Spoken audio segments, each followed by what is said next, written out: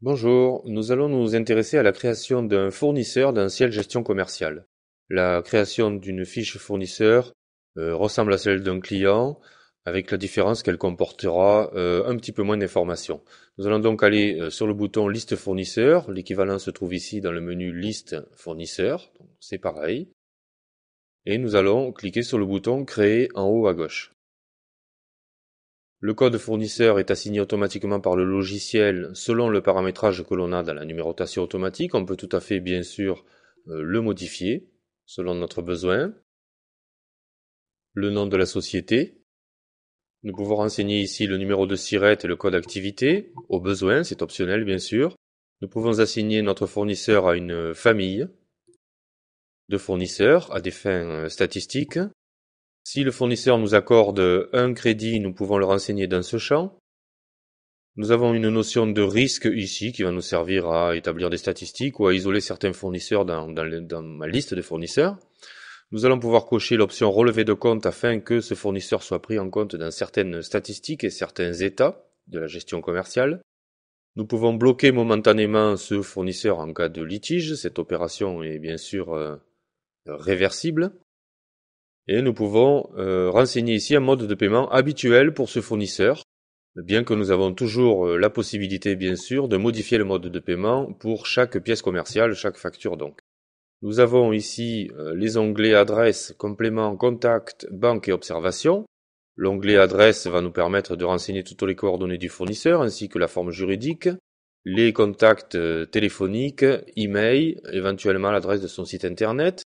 Nous avons des boutons qui vont nous permettre de localiser directement l'adresse de ce fournisseur et éventuellement d'établir l'itinéraire, de vérifier son adresse grâce à son numéro de SIRET si nous l'avons renseigné, et également d'accéder au site du greffe afin d'avoir une vision sur la fiche du fournisseur. L'onglet complément va nous permettre de déterminer le mode de TVA pour ce fournisseur, ceci bien sûr pour le calcul de la TVA sur les factures, TVA ou pas de TVA s'il est en suspension de taxes ou par exemple s'il est à l'étranger. Le compte de ce fournisseur, le compte comptable, qui aura été renseigné automatiquement par rapport au code qu'on lui aura attribué en haut de notre fiche. Le numéro de TVA, numéro d'identification intracom. Le code analytique éventuellement si nous désirons gérer une comptabilité analytique par rapport à nos fournisseurs. Le taux de remise si ce fournisseur nous accorde une remise de façon générale, bien que là aussi ceci puisse changer pour chaque facture. Si c'est un fournisseur divers occasionnel, nous allons pouvoir cocher cette case ici. Et éventuellement le dépôt, puis si nous gérons bien sûr les stocks d'articles, comme dans notre cas, le dépôt dans lequel seront livrés les articles venant de ce fournisseur. Également ici, nous avons la partie qui concerne la gestion de la TVA, selon si c'est un fournisseur qui nous vend des produits ou des prestations de services, la gestion de la TVA sera sur les débits ou sur les encaissements. Nous avons ensuite l'onglet Contact qui va nous permettre ici de renseigner les contacts dans la société de mon fournisseur, les différents contacts avec qui je peux avoir affaire. L'onglet Banque où nous allons pouvoir reprendre les coordonnées bancaires de ce fournisseur. Et le champ Observation qui est un champ libre à usage interne généralement dans lequel on va pouvoir mettre différents types d'informations que nous pourrons mettre en forme comme vous le voyez ici sur ce fournisseur. Pour terminer, nous avons ici le bouton Options, comme dans la fiche d'un client, qui va nous permettre différentes actions pour ce fournisseur, obtenir des statistiques sur les achats, les objectifs en fonction de ce que nous aurons prévu avec ce fournisseur, l'historique des pièces d'achat et les règlements, et directement créer une facture ou régler une facture de ce fournisseur. Nous pouvons aussi avoir des informations sur le compte comptable de ce fournisseur, tout ceci une fois que nous aurons sauvé notre fiche fournisseur. Voici donc la façon simple et rapide de créer un nouveau fournisseur dans Ciel Gestion Commerciale afin de pouvoir l'utiliser bien sûr pour créer des nouvelles factures, commandes, bonnes de réception, etc. Je vous remercie et je vous souhaite une bonne continuation. Bonjour, nous allons voir dans ce tutoriel la manière de créer un nouvel article dans Ciel Gestion Commerciale. Nous allons donc cliquer sur le bouton Liste article ou, c'est la même chose, aller dans le menu Liste article. Et nous allons cliquer sur le bouton Créer, bien sûr, en haut à gauche. Le code de l'article est déjà renseigné conformément au paramétrage de la numérotation automatique définie dans les préférences du logiciel. On peut bien sûr lui donner un autre code.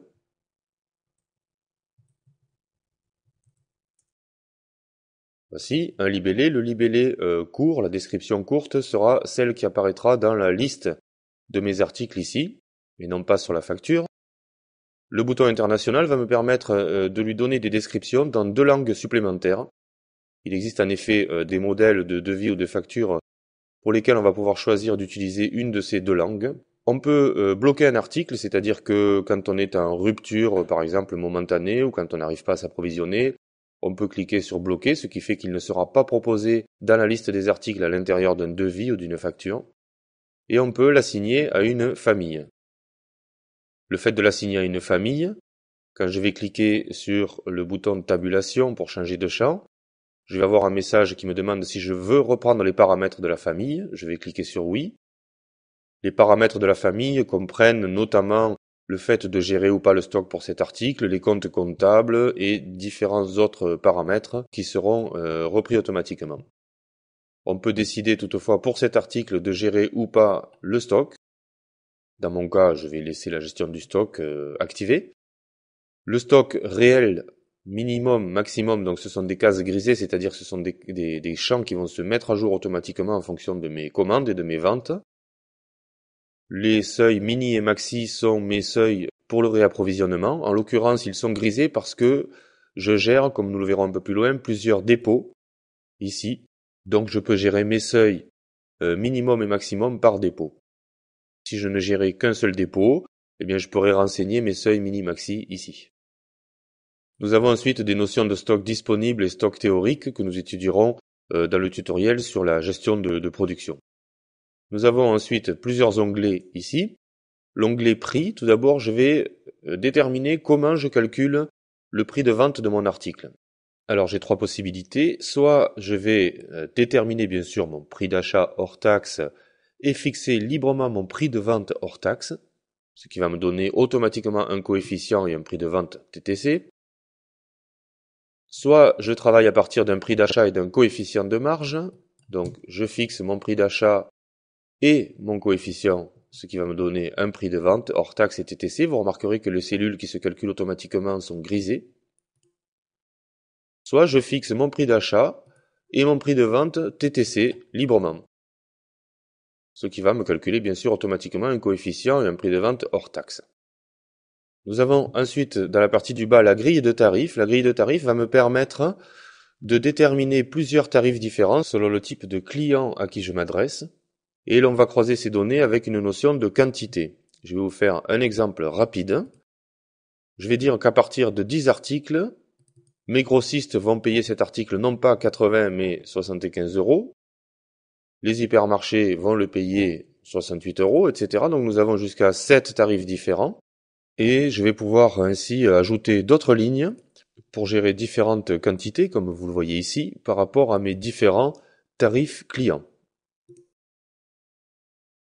Le résultat de ce paramétrage, eh bien, c'est que à chaque fois que je vais faire un devis ou une facture pour un client qui a été assigné à une famille client, eh bien, selon la quantité d'articles qui aura été commandé et selon le type de client, le tarif sera choisi en fonction de cette grille ici, dans ma grille article. Donc, il est très important, bien sûr, de le renseigner le plus précisément possible.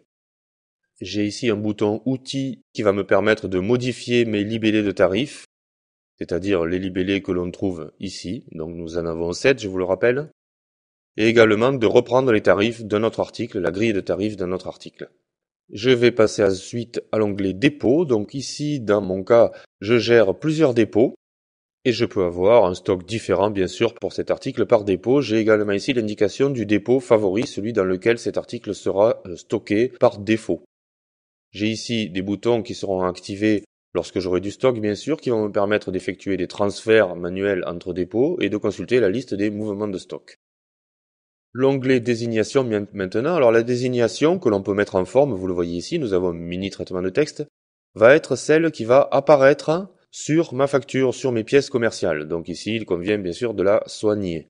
On peut également ajouter une photo à cet article, donc soit à l'aide d'un copier-coller, soit importer une image depuis mon disque dur, soit même depuis un scanner ou un appareil photo.